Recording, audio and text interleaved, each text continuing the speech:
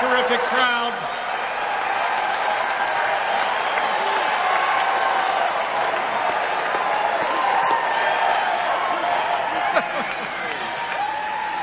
What a terrific crowd this is.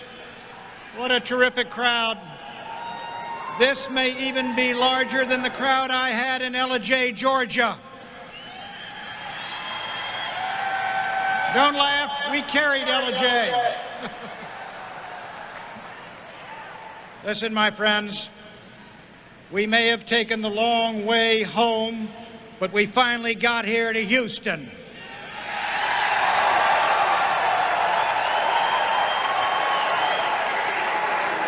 And the first thing I want to do tonight is to congratulate President George Bush and to remove any doubt about where we stand. The primaries are over, the heart is strong again, and the Buchanan brigades are enlisted all the way to a great Republican comeback victory in November.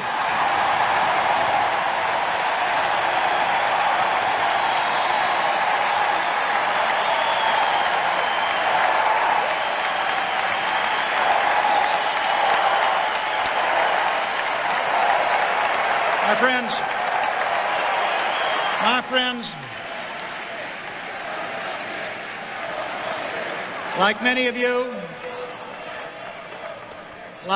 you, last month I watched that giant masquerade ball up at Madison Square Garden, where 20,000 liberals and radicals came dressed up as moderates and centrists in the greatest single exhibition of cross-dressing in American political history.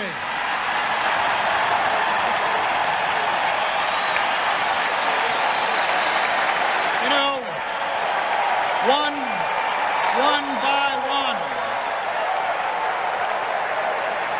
by one, the prophets of doom appeared at the podium. The Reagan decade, they moaned, was a terrible time in America, and they said the only way to prevent worse times is to turn our country's fate and our country's future over to the party that gave us McGovern, Mondale, Carter, and Michael Dukakis. Where do they find these leaders? No way, my friends. The American people are not going to go back to the discredited liberalism of the 1960s and the failed liberalism of the 1970s, no matter how slick the package in 1992.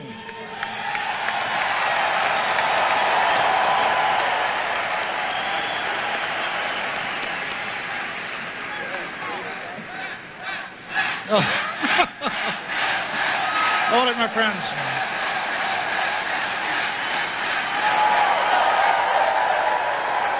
You know, the malcontents of Madison Square Garden notwithstanding, the 1980s were not terrible years in America. They were great years.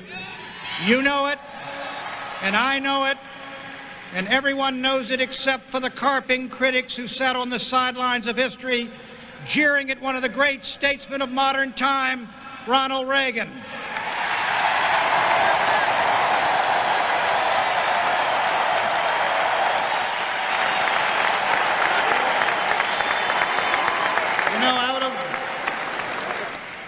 Remember that time? Out of Jimmy Carter's days of malaise, Ronald Reagan crafted the greatest peacetime economic recovery in history. 3 million new businesses and 20 million new jobs. Under the Reagan doctrine, one by one, it was the communist dominoes that began to fall. First, Grenada was liberated by U.S. airborne troops and the U.S. Marine Corps.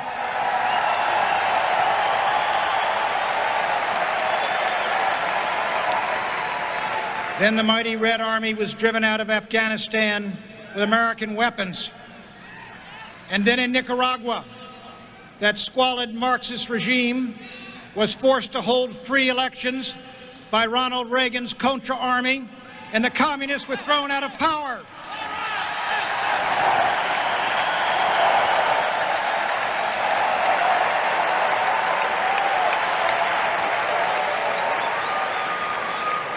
Fellow Americans, we ought to remember it was under our party that the Berlin Wall came down and Europe was reunited. It was under our party that the Soviet Empire collapsed and the captive nations broke free. You know, it is said that every American president will be remembered in history with but a single sentence. George Washington was the father of his country. Abraham Lincoln freed the slaves and saved the Union. And Ronald Reagan won the Cold War. And it is time.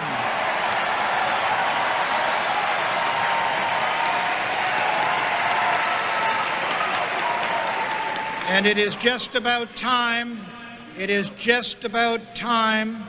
that my old colleagues, the columnists and commentators looking down on us tonight from their skyboxes and anchor booths, gave Ronald Reagan the full credit he deserves for leading America to victory in the Cold War.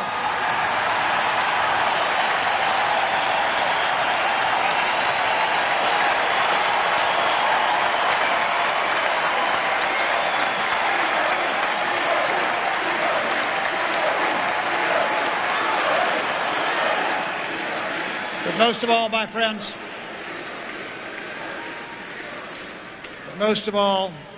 Ronald Reagan made us proud to be Americans again. We never felt better about our country, and we never stood taller in the eyes of the world than when the Gipper was at the helm.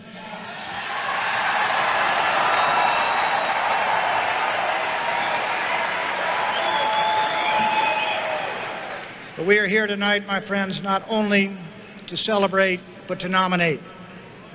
And an American president has many roles. He is our first diplomat, the architect of American foreign policy. And which of these two men is more qualified for that great role? George Bush has been UN ambassador, director of the CIA, envoy to China. As vice president, George Bush co-authored and co-signed the policies that won the Cold War. As president, George Bush presided over the liberation of Eastern Europe and the termination of the Warsaw Pact. And what about Mr. Clinton? Well, Bill Clinton couldn't find 150 words to discuss foreign policy in an acceptance speech that lasted almost an hour. You know, as was said of another Democratic candidate, Bill Clinton's foreign policy experience is pretty much confined to having had breakfast once at the International House of Pancakes.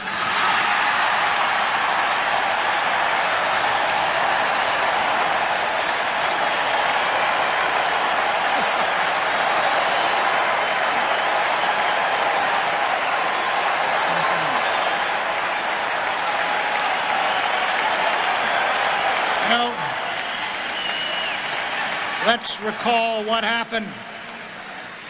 Let us look at the record and recall what happened.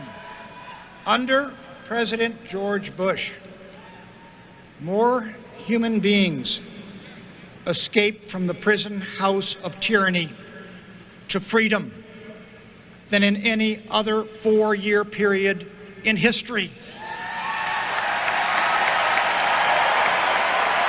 And for any man, let me tell you, for any man to call this a record of failure is the cheap political rhetoric of politicians who only know how to build themselves up by tearing America down. And we don't want that kind of leadership in the United States.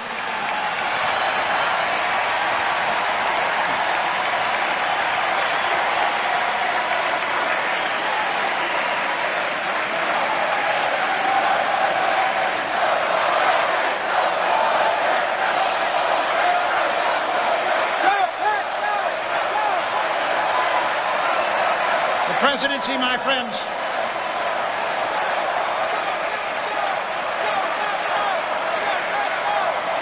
the presidency is also an office that Theodore Roosevelt called America's bully pulpit. Harry Truman said it was preeminently a place of moral leadership. George Bush is a defender of right to life and a champion of the Judeo-Christian values and beliefs upon which America was founded.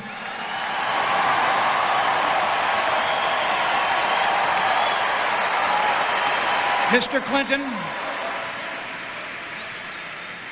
Clinton, however, has a different agenda. At its top is unrestricted abortion on demand. When the Irish Catholic governor of Pennsylvania, Robert Casey, asked to say a few words on behalf of the 25 million unborn children destroyed since Roe v. Wade, Bob Casey was told there was no room for him at the podium at Bill Clinton's convention and no room at the inn. Yet a militant leader of the homosexual rights movement could rise at that same convention and say, Bill Clinton and Al Gore represent the most pro-lesbian and pro-gay ticket in history, and so they do.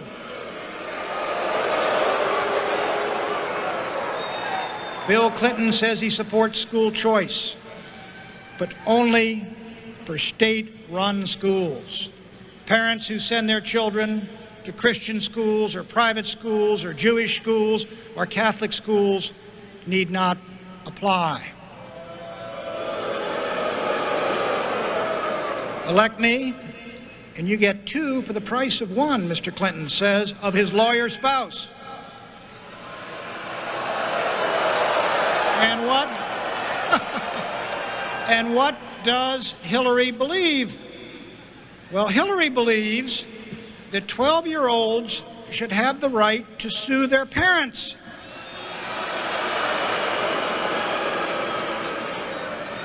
And Hillary has compared marriage and the family as institutions to slavery and life on an Indian reservation.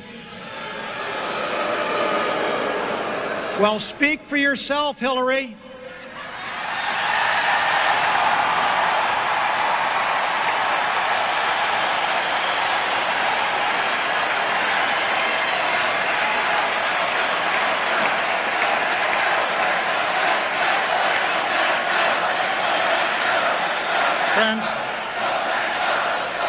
Friends,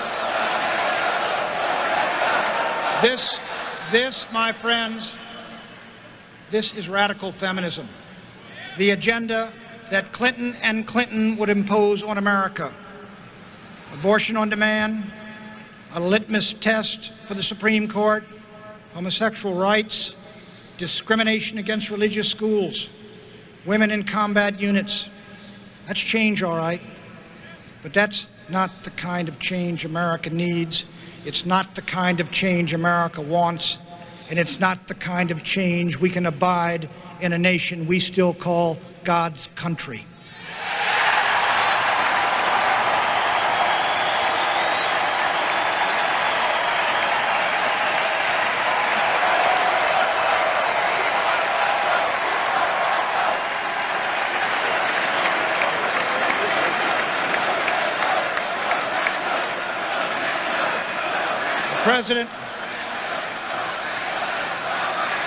The President of the United States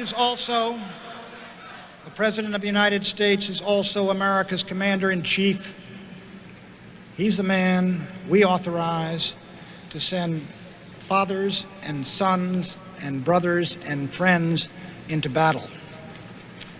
George Bush was 17 years old when they bombed Pearl Harbor. He left his high school graduation. He walked down to the recruiting office, and he signed up to become the youngest fighter pilot in the Pacific War. And Mr. Clinton,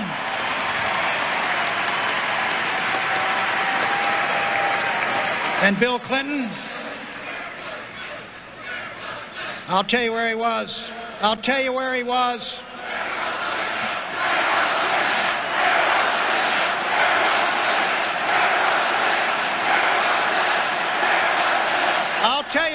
was.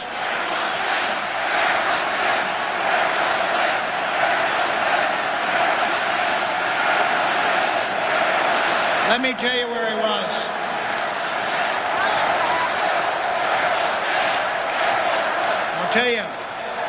I'll tell you where he was. When Bill Clinton's time came in Vietnam, he sat up in a dormitory room in Oxford, England, and figured out how to dodge the draft. Let me ask the question to this convention.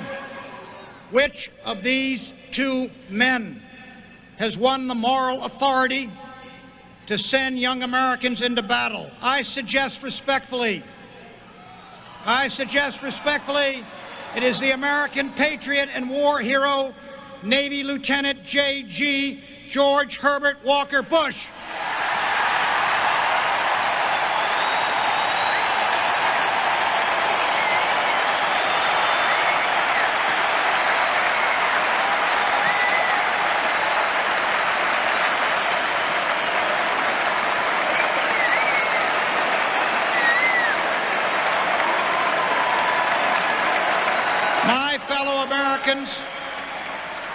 My fellow Americans, this campaign is about philosophy, and it is about character. And George Bush wins hands down on both counts.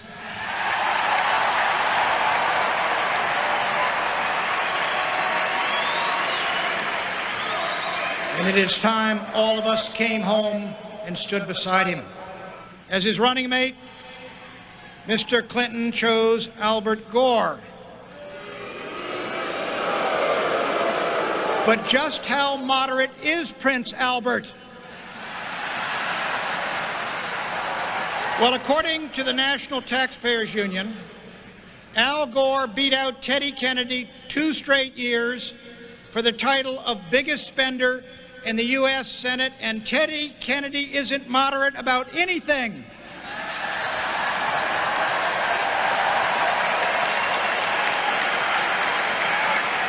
I'm not kidding. I'm not kidding about Teddy. How many other 60-year-olds do you know who still go to Florida for spring break?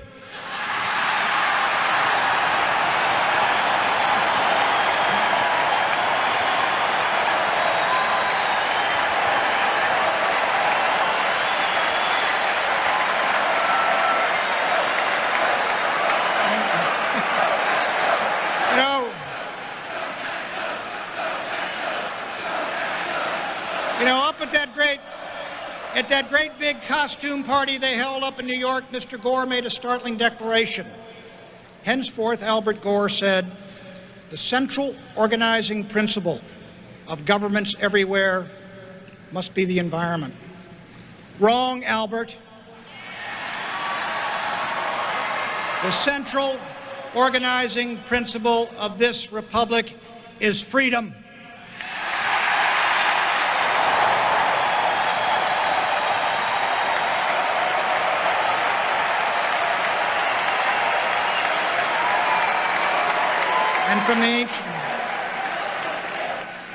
From the ancient forests of Oregon and Washington to the inland empire of California, America's great middle class has got to start standing up to these environmental extremists who put birds and rats and insects ahead of families, workers, and jobs.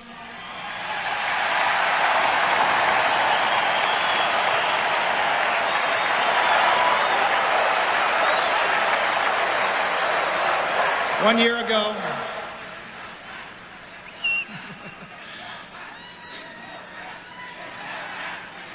we're doing it.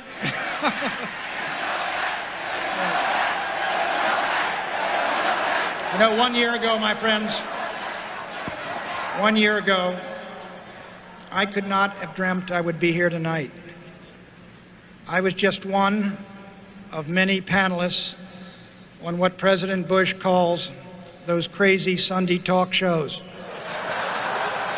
But I disagreed with the president, and so we challenged the president in the Republican primaries. and we fought as best we could. From February to June, President Bush won 33 of those primaries. I can't recall exactly how many we won. I'll get you the figure tomorrow. But tonight I do want to speak from the heart to the 3 million people who voted for Pat Buchanan for president. I will never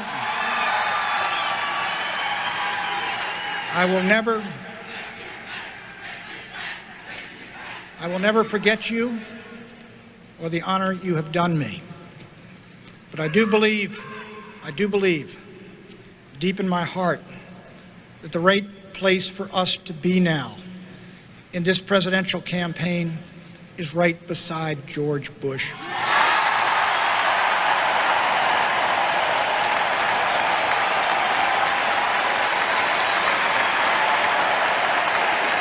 This party is my home. This party is our home, and we've got to come home to it. And don't let anyone tell you different. Yes, we disagreed with President Bush, but we stand with him for the freedom to choose religious schools. And we stand with him against the amoral idea that gay and lesbian couples should have the same standing in law as married men and women. We stand with President Bush. We stand with President Bush for right to life and for voluntary prayer in the public schools.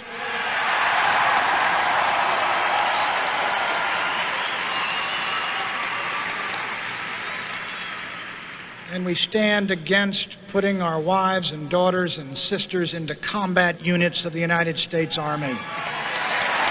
And we stand, my friends, we also stand with President Bush in favor of the right of small towns and communities to control the raw sewage of pornography that so terribly pollutes our popular culture. We stand with President Bush in favor of federal judges who interpret the law as written and against would-be Supreme Court justices like Mario Cuomo, who think they have a mandate to rewrite the Constitution.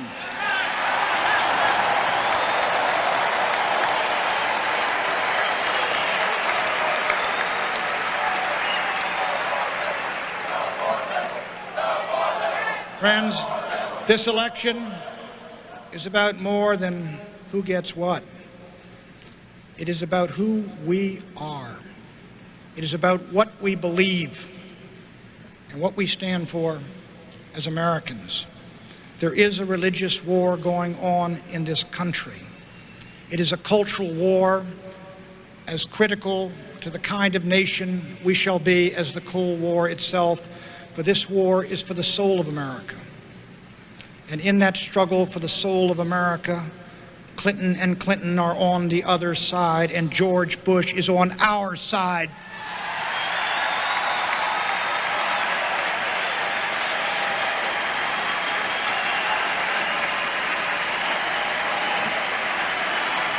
And so to the Buchanan brigades out there, we have to come home and stand beside George Bush.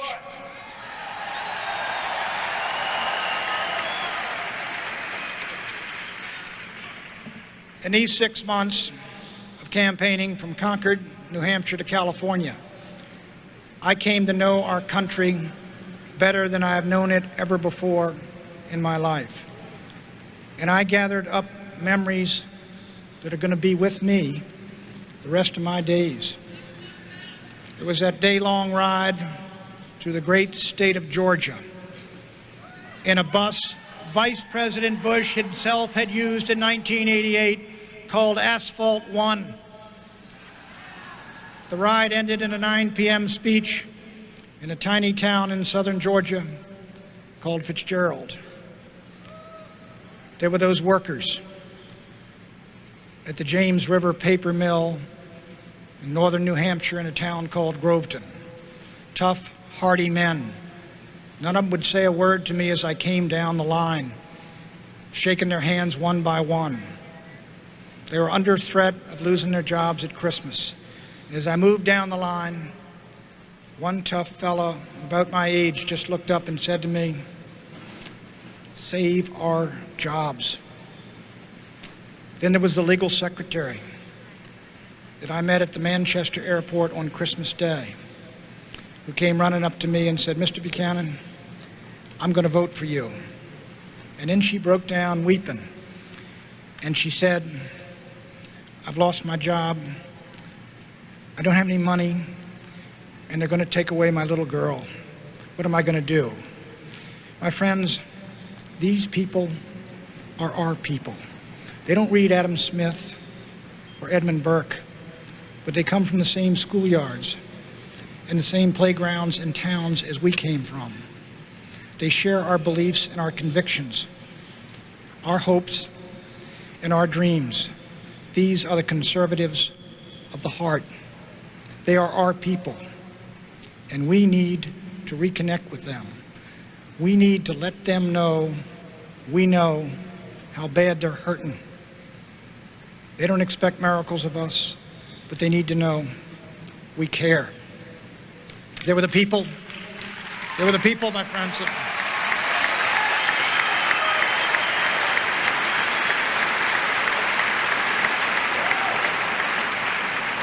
They were the people of Hayfork, a tiny town up in California's Trinity Alps, a town that is now under a sentence of death because a federal judge has set aside 9 million acres for the habitat of the spotted owl, forgetting about the habitat of the men and women who live and work in Hayfork. And there were the brave people, and there were the brave people of Koreatown, who took the worst of those LA riots, but still live the family values we treasure, and who still deeply believe in the American dream. Friends, in these wonderful 25 weeks of our campaign, the saddest days were the days of that riot in LA. Worst riot in American history. But out of that awful tragedy can come a message of hope. Hours after that riot ended, I went down to the Army compound in South Los Angeles, where I met the troopers of the 18th Cavalry who had come to save the city of Los Angeles. An officer of the 18th Cav said, "Mr. Buchanan, I want you to talk to a couple of our troopers." And I went over and I met these young fellas. They couldn't have been 20 years old. And they recounted their story. They had come in to Los Angeles late in the evening of the second day, and the rioting was still going on. And two of them walked up a dark street where the mob had burned and looted every single building on the block but one, a convalescent home for the aged.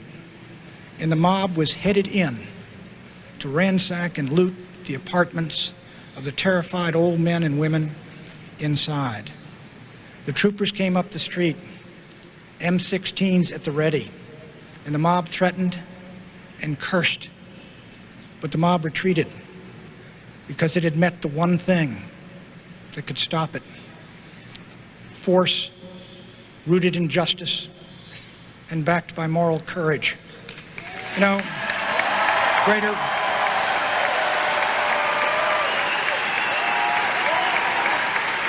greater love than this hath no man, than that he lay down his life for his friend. Here were 19-year-old boys ready to lay down their lives to stop a mob from molesting old people they did not even know. And as those boys took back the streets of Los Angeles, block by block, my friends, we must take back our cities and take back our culture and take back our country. God bless you, and God bless America.